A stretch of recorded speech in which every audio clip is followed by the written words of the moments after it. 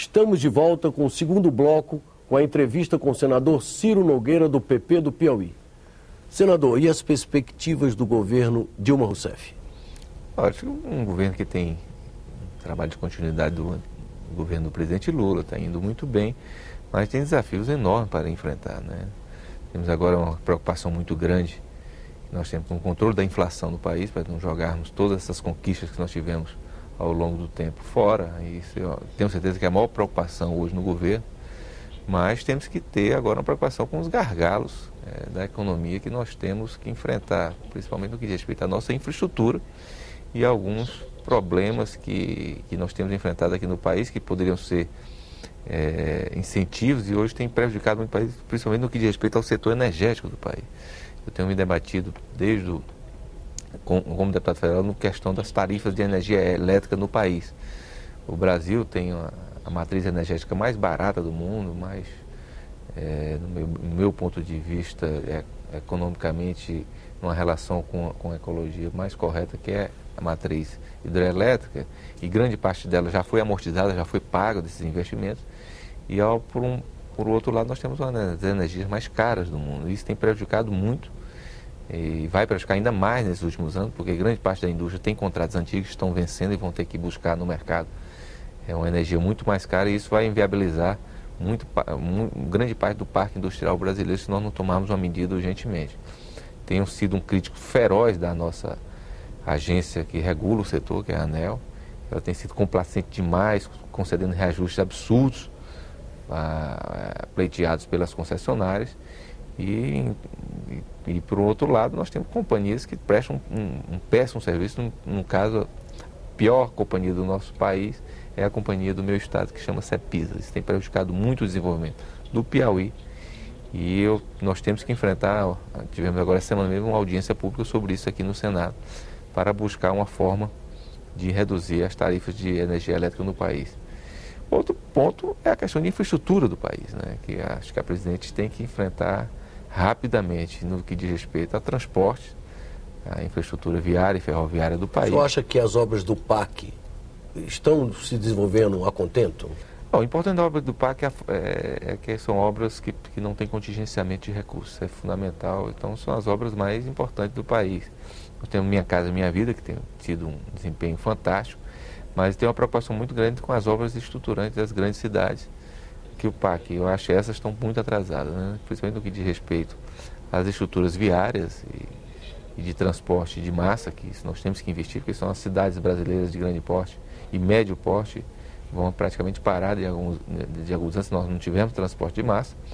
E tem uma preocupação muito grande na questão dos aeroportos brasileiros.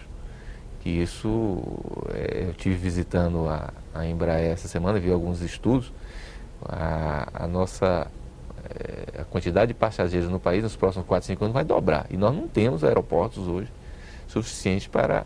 Já são insuficientes atualmente. Hoje. Imagina um dobro de passageiros em 4, 5 anos. Então, isso tem me preocupado muito. Isso pode ser um grande gargalo e pode atrapalhar muito a imagem do governo se isso não for solucionado bem rapidamente. E o senhor acha que as obras do PAC contemplaram o Piauí devidamente?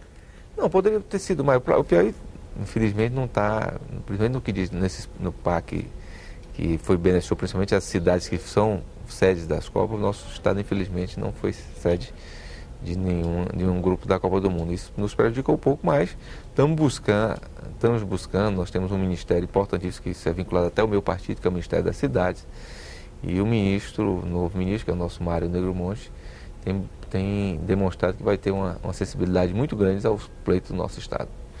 O senhor considera que a economia do Piauí está avançando no mesmo ritmo que a economia brasileira? O senhor acha que há um sentido de progresso lá nítido? Nós não tivemos um desempenho que nós tivemos no Nordeste, né? O Piauí é um estado muito carente e que nós não tivemos um desenvolvimento planejado.